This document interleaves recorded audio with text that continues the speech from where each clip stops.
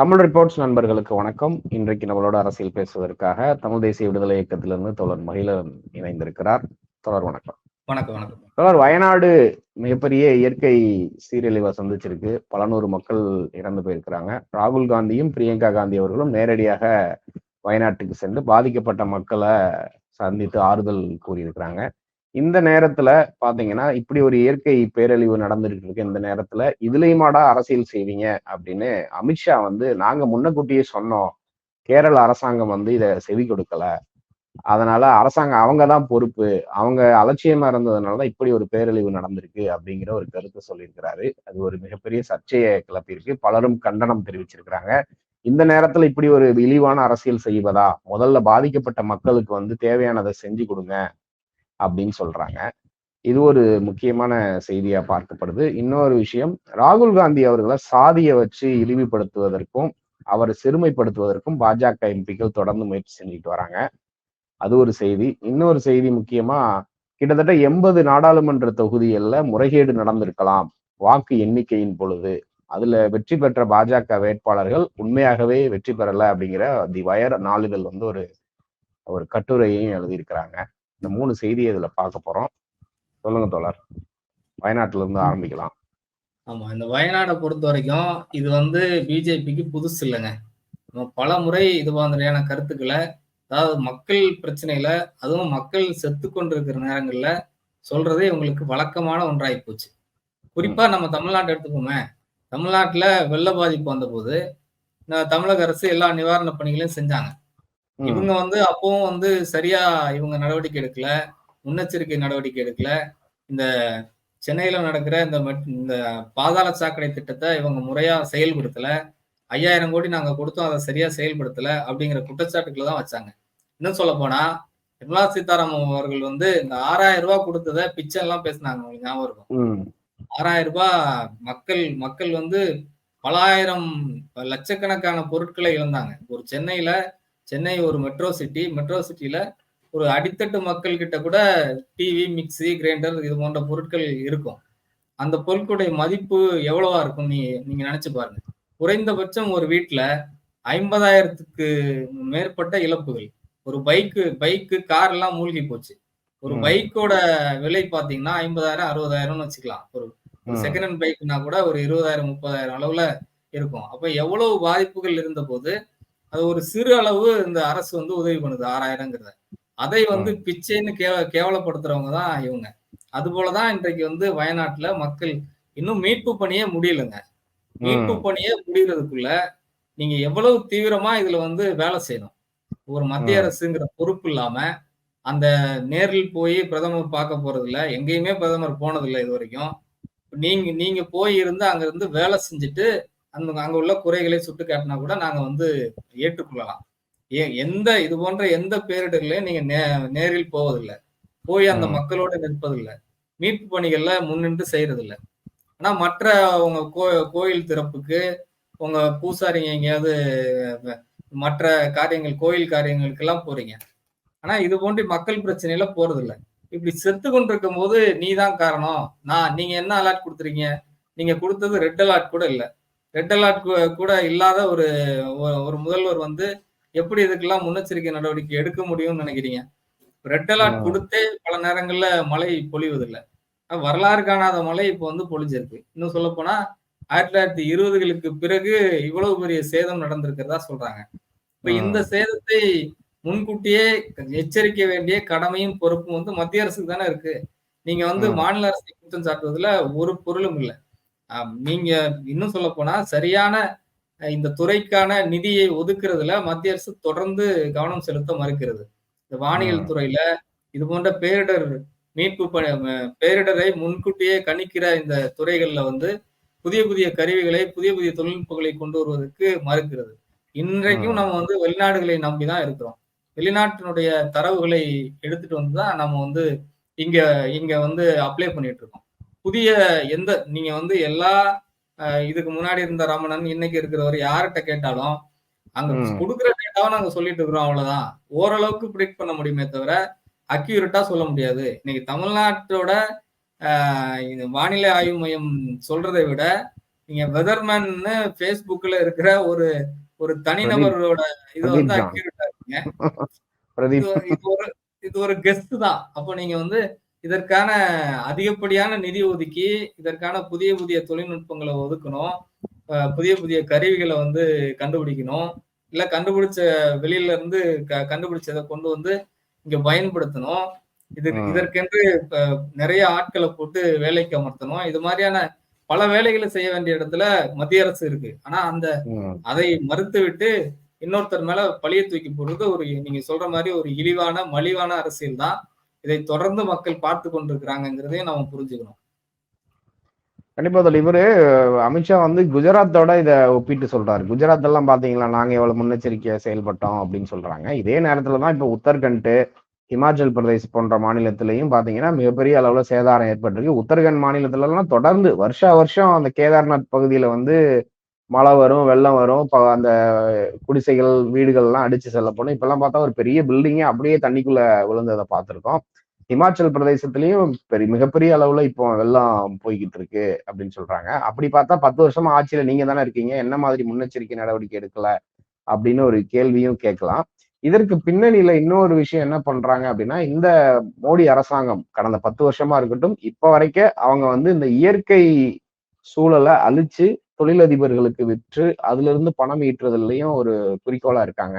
அதுக்கு ஒரு சிறந்த எடுத்துக்காட்டு ஜார்க்கண்ட், சத்தீஸ்கர் போன்ற பழங்குடியின மக்கள் இருக்கக்கூடிய மலைவாழ் அந்த பகுதிகள் எல்லாத்தையுமே அதானிக்கு குடுத்தது. சுரங்கங்கள அதானிக்கு குடுத்தது. ஏன் மணிப்பூரையே அதனால தான் இது பண்ணாங்க. காஷ்மீரையும் அதனால தான் இது பண்ணாங்க அப்படின்னு சொல்றாங்க. இது இந்த கோணத்த எப்படி தோழர் பார்க்குறீங்க? ஆமா தோழர். ஏதாவது வளங்களை கொள்ளையடிப்பதுல எல்லா எல்லா அரசுகளும் அப்படிதான் அப்படின்னு பொத்தாம் பொதுவா குற்றம் சாட்ட முடியாது. குறிப்பா இன்றைக்கு வந்திருக்கிற இந்த பிஜேபி அரசு வந்து அதானி, அம்பானி ஆகிய இருவருக்கும் எல்லா வளங்களையும் இந்தியாவுல இருக்கிற எல்லா துறைகளையும் கையில ஒப்படைக்கிறது. அதான் அவங்க வந்து ஏ டூ இசட் அப்படின்னு சொல்ற அளவுக்கு எல்லா தொழில்கள்லயும் அவங்க வந்து உள்ள வராங்க. முன்னாடி ம், இப்ப டாடா இருக்காங்கன்னா, இரும்பு எக்கு தொழிற்சாலையில தான் ஆரம்பிச்சாங்க. ம், அப்படியே ஒரு 4, 5 தொழில்கள வந்து அதிகரிச்சுக்கிட்டாங்க. அது ம். அந்த இரும்பு எக்கு தொடர்புடைய தொழில்களா இருக்கும். ஆனா வந்து அதானி, அம்பானியோட குழுமத்த எடுத்து பார்த்தீங்கன்னா, காய்கறி விக்கிறதுல இருந்து தொடங்கி, விமானம் கட்டும் தளம் வரைக்கும் அவங்க வந்து அந்த கம்பெனில வச்சிருக்கிறாங்க. ஆக இந்தியாவுல இருக்கிற எந்த பகுதியில எந்த வளங்கள் இருந்தாலும் அது வந்து அதானி, அம்பானிக்கு கொடுக்கப்படும். அத தாண்டி ம். இன்னைக்கு வந்து வெளிநாடுகள்ல கூட ஸ்ரீலங்காவுல போய் அதானிக்கு ஒப்பந்தம் போட்டு குடுக்குறது. க பவர் க பிளான்ட், ஆமா. மின்சார பவர் பிளான்ட். ஒப்பந்தம். அது மாரி பல திட்டங்கள் அதானிக்காகவே செய்யப்படுகிறது. அப்படி பார்க்கும்போது ம், மேற்கு தொடர்ச்சி மலை அப்படிங்கிறது வந்து நமக்கு ஒரு முக்கியமான மலைங்க. அந்த ம். மலையில தொடர்ச்சியா திட்டங்கள் அறிவிக்கப்படுது. சில இடங்கள்ல மக்கள் போராட்டங்களால தடுக்கப்படுது. எந்த அளவுக்கு இது பழமையான மலைன்னு சொல்றாங்கன்னா, உயிர்களே தோன்றதுக்கு முன்னாடி அ தோன்றிய மலை. அந்த அளவுக்கு ம். அதனுடைய டென்சிட்டி இருக்கு. அது ஆமா. வந்து நமக்கு மிகப்பெரிய பாதுகாப்பு அரணாக இருக்கு அப்படின்னு சொல்றாங்க. ஒரு பக்கம் பாதுகாப்பு அரண், இன்னொரு பக்கம் உயிர் சார்ந்த நன்மைகளும் அதுல இருக்கு அப்படின்னு சொல்றாங்க. மழை வருவதற்கு காரணமா இருக்கு. இது மாரி ம். பல விஷயங்கள் இருக்கு. ஆனா அந்த மலைகள்ல இன்றைக்கு வந்து அதை வந்து தொழில்மயமாக்குவது, டூரிசம் சென்டரா மாத்துறது, இதெல்லாம் செய்றதுக்கு திறந்து விட்டது இந்த பிஜேபி அரசாங்கம் தான். டூரிசத்த வந்து ம். நாங்க உலகளாவுல மாத்துறோம். அந்த துறைய பெரிதா மாத்துறோம் அப்படின்னு எல்லா பக்கமும் தொறந்து விடுறது. எல்லா இதையும் ரிலாக்சேஷன் குடுக்குறது. அப்படிங்கிற மாரி ம். இன்னைக்கு வந்து கொண்டு வந்திருக்கிறாங்க. நீங்க சொன்ன மாரி காஷ்மீர்ல 370 நீக்கும்போது, தமிழ்நாட்டுல இருந்து எல்லோரும் சொல்ற விவாதத்துல உட்கார்ந்து சொன்ன விஷயம் வந்து, நாம இனிமே ஈஸியா போய் காஷ்மீர்ல வந்து நிலம் வாங்கிடலாம். நீ இங்க இருந்து அங்க போய் நிலம் வாங்கி என்ன பண்ண போற? இல்ல அங்க வாங்க ம். முடியுமா? அவன் குடுக்க போறானா? நமக்கு இங்க இங்க 1/4 கிரவுண்ட் நிலம் வாங்குறதுக்கே நம்மளால முடியாது. இப்ப யார் வாங்க போறான்னா, அதானி, அம்பானி போன்ற நிறுவனங்கள் அந்த இயற்கை வளங்கள, மலை வளங்கள, அங்க இருக்கிற காடுகள காஷ்மீர்னாலே அது மலை தானே! முழுக்க மலை ஆமாமா. தான். இல்ல மழை பனிப்பொழிவு இருக்கும். கோடிக்கணக்கான மலை சார்ந்த விஷயங்கள் அங்க இருக்கும். அவ்வளோ ரம்மியமான பகுதி. இதையெல்லாம் தொழிலா மாத்துறதுக்கு, அந்த வளங்களை எல்லாம் ம். கொள்ளையடிக்கிறதுக்கு தான் இந்த திட்டமே. இந்த நிலம் வாங்குறதுங்கிறது நம்ம வாங்குறதுக்கு இல்ல. அதானி, ம். அம்பானி வாங்குறதுக்கு தான். இப்படி ம். பல்வேறு பகுதிகள்ல இருக்கிற இந்த கட்டுப்பாடுகளை தளர்த்துனாங்க. இன்னும் ம். சொல்லப்போனா பீமா குரேகான்னு ஒரு வழக்கு. பீமா ம். கொடைக்கானல்ல ஸ்டான் சாமின்னு ஒருத்தர் உள்ள வச்சாங்க. எதுக்கு உள்ள வச்சாங்க? பழங்குடி மக்கள் பகுதியில அந்த வளங்களை கொள்ளையடிக்கிறாங்க. அரசு கொள்ளையடிக்குது. அதுக்கு எதிராக மக்களை திரட்டி இவர் போராடுகிறார். இதுதான் குற்றச்சாட்டு. ஆனா அதுக்கு ம். வேற வேற காரணங்கள சொல்லி, அவர் லேப்டாப்ல தெரியாம இவங்களே வந்து இன்பில்டா ஸ்கிரிப்ட்லாம் வச்சு, இந்த மெசேஜ் வந்துச்சு, அந்த மெசேஜ் வந்துச்சுன்னு தூக்கி உள்ள வச்சாங்க. உள்ள வச்சதோடு ம். மட்டும் இல்ல, அவர் செத்தே போயிட்டாரு. ஒரு வயதானவரு, அவரு ஆ. சமைச்சு சாப்பிட முடியாதுங்கிறதுக்காக ஸ்ட்ரா கேட்டு, அந்த ஸ்ட்ராவ குடுக்காம உச்சநீதிமன்றம் மறுத்து, அவர் இறந்தே போயிட்டாரு. 2 ஆண்டுகள் ஆச்சு அவர் இறந்து. அது என்ன காரணம்னா, இந்த வளங்களை மலை சார்ந்த வளங்களை கொள்ளையடிப்பதற்கு எதிராக அந்த மலைவாழ் மக்களை இவர் வந்து அரசியல் படுத்துகிறாருங்கிறது தான் குற்றச்சாட்டு. இப்படி ம். ப ப பஸ்தார்ல, மேற்கு மேற்கு வங்க பகுதிகள்ல, இன்னும் பல பகுதிகள்ல மலை வளங்கள் பொழிந்த பகுதிகள்லாம் கொள்ளையடிக்கிற திட்டத்தை வந்து இவங்க விரிவா செய்றாங்கங்கிறது தான் பிரச்சனை. அப்படி ம். இருக்கும்போது கேரளாவ பத்தி இப்படி பேசுறதெல்லாம் ஒரு அபத்தமான பேச்சு. குஜராத் மாடல்னு சொல்லி நாங்க இந்தியா முழுக்க இன்னைக்கு வந்து திருந்திட்டாங்க. இப்பல்லாம் நம்பிட்டு இருக்கிறது இல்ல. மோடி மோடி மோடியினுடைய பிம்பம், குஜராத்தினுடைய பிம்பம் அதெல்லாம் உடைத்து நொறுக்கப்பட்டுருச்சு. அது ம். வந்து 2024 தேர்தல்ல குறிப்பா பார்த்தாச்சு. குஜராத்ல ம். என்ன மாதிரியான வெற்றியை அவங்க அடைஞ்சிருக்கிறாங்க. ராமர் கோயில் விஷயம், பிஜேபியினுடைய டபுள் இன்ஜின் சர்க்காரு, எந்த பஞ்சமும் இனிமே பலிக்காதுங்கிறத மக்கள் புரிஞ்சுக்கிட்டாங்க. இனிமேலும் நீங்க ம். குஜராத்ன்லாம் இங்க வந்து படம் காட்ட முடியாதுன்னு தான் நம்ம பார்க்கிறோம். அதே போல இந்த தேர்தல் சம்பந்தமான ஒரு அறிக்கையை பத்தி சொன்னீங்க. இந்த ம். அறிக்கை மிக மிக முக்கியமானது. வயர்ல வந்திருக்கிற இந்த கட்டுரை வந்து மிக முக்கியமானது.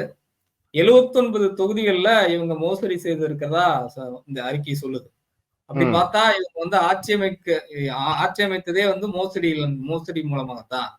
அது குறிப்பா அந்த இவிஎம் மெஷின்ல இவங்க மோசடி செய்றாங்க அப்படின்னு தொடர்ந்து குற்றச்சாட்டு வருது. இந்த வயர்ல வந்திருக்கிற அந்த கட்டுரைய பற்றி பேசிட்டு இருந்தோம். முக்கியமா இவிஎம் மிஷின் கொண்டு வந்தப்போ காங்கிரஸ் கட்சி கொண்டு வந்தப்போ இத மிக தீவிரமா எதிர்த்தது யாருன்னா, முன்னாள் பிஜேபியினுடைய தலைவர் அத்வானி அவர்கள். அத்வானி ம். அவர்கள் கேம்பெயினாவே கொண்டு போனாங்க. மிகப்பெரிய அளவுல இந்தியா முழுக்க அத ஒரு கேம்பெயினா கொண்டு வந்து, இதுல வந்து மேனிபுலேட் பண்ணுவதற்கான வாய்ப்புகள் இருக்கு. ம். அப்படின்னு அத உச்சநீதிமன்றம் வரைக்கும் கொண்டு போனாங்க. நம்ம நம்ம தமிழ்நாட்டுல இருக்கிற ஒரு மூத்த தலைவர் கூட அதற்கு ஆதரவு தெரிவிச்சு, அவர்தான் வந்து சுப்பிரமணிய சாமி தான் வந்து கோர்ட்டுக்கே கொண்டு போனாரு அத. அவர்தான் கொண்டு போய் அது தடையெல்லாம் வாங்குனாங்க. இப்படி மிக தீவிரமா பண்ண முடியும்னு ஆர்கியூ பண்ணவங்க தான் பிஜேபி. இன்னைக்கு ம். நம்ம இத வந்து மேனிபுலேட் பண்ண முடியும்னு சொல்லும்போது, ஐயோ! முடியவே முடியாது. குறிப்பா எலான் மஸ்க் வந்து அமெரிக்க தேர்தல்ல முறைகேடுகள் நடக்குதுன்னு ஒரு பதிவு போடுறாரு. அந்த ம். பதிவுக்கு முந்திக்கிட்டு இங்க இருந்து ஒரு அமைச்சர் வந்து அதுக்கு பதில் சொல்றாரு. ஐயா! அப்படிலாம் வாய்ப்பே இல்ல. நீங்க சொல்றது அந்த மாதிரியான எந்த முறைகேடுகளும் செய்யவே முடியாது. நீங்க தவறா சொல்றீங்க அப்படின்னு எலான் மஸ்க் பதில் சொல்றாரு. எலான் மஸ்க் வந்து இல்ல நான் இங்க வந்து அமெரிக்க தேர்தல் பத்தி தான் சொன்னேன். நீங்க சொன்னதுனால ம். நான் பதில் சொல்றேன். இவிஎம் மிஷின்ல எந்த எந்த தொழில்நுட்பத்தையும் ஹேக் செய்ய முடியும். நான் வேணா ட்ரை பண்ணி தரேன். நான் வேணா செஞ்சு காட்டவா? அப்படின்னு சவால் ம். விடுறாரு. அந்த அளவுக்கு இவங்க வந்து இன்னைக்கு முட்டு குடுக்குறாங்க. இவங்க தான் நேத்து வந்து எதிர்த்தாங்க. இன்னைக்கு அவ்வளவு முட்டு குடுக்குறாங்கன்னா, அப்பவே இதுல வந்து சந்தேகம். இன்னும் சொல்ல போனா, சண்டிகர் மேயர் தேர்தல் நடந்தது. கொஞ்ச நாளைக்கு ம். முன்னாடி. அப்பட்டமான தேர்தல்ல வெளிப்படையா லைவ் இருக்கு. அதுல கேமரா முன்னாடி அவர் வந்து திருத்துறாரு. கடைசியா என்ன ஆச்சுன்னா, அத உச்சநீதிமன்றத்துலலாம் உட்கார்ந்து எண்ணாங்க. இவங்க முறையா நடத்தலன்னு சொல்லி உச்சநீதிமன்றத்துல எண்ணாங்க. நம்ம புரோகிதர் கொஞ்ச நாள் ஆளுநரா இருந்தார்ல புரோகிதர். அவர்தான் ஆமா. அங்க வந்து பன்வாரிலால் புரோஹித். அவரு அந்த பதவியை விட்டே ராஜினாமா பண்ணிட்டாரு. உண்மையிலேயே நீங்க வந்து தவறு செஞ்சீங்கன்னா, அவர் ஏன் ராஜினாமா பண்ணணும்? ம். அப்படிங்கிற கேள்விலாம் நமக்கு வந்து அப்படியே அப்பட்டமாக முறைகேடுகள் செய்தார்கள். இவிஎம் மிஷினை பயன்படுத்தி தேர்தல் அதிகாரிகளை பயன்படுத்தி இந்த முறையும் தேர்தல் அதிகாரிகள் ஒரே நாள் இரவுல தேர்தல் அதிகாரி மாற்றப்பட்டார். ஒருத்தர் ரிசைன் பண்ணாரு. பல செய்திகளை வந்து நம்ம பார்த்துட்டே இருக்கோம். இப்போ மோடி அரசு அரசை கடந்த காலத்தை தற்வைத்துக் கொள்ளணுங்கிறதுக்காக எல்லா துறைகளையும் அந்த வகையில தேர்தல் ஆணையத்தில் அவர்கள் சார்பானவர்களை நேரடியா அவர்களுடைய கட்சிக்கு சார்பானவர்களை நியமிப்பது அல்லது ஒரு நபர்களை தொடர்ந்து அதுல வந்து அவர்களுக்கு சார்பான முழுக்க முழுக்க பிஜேபி.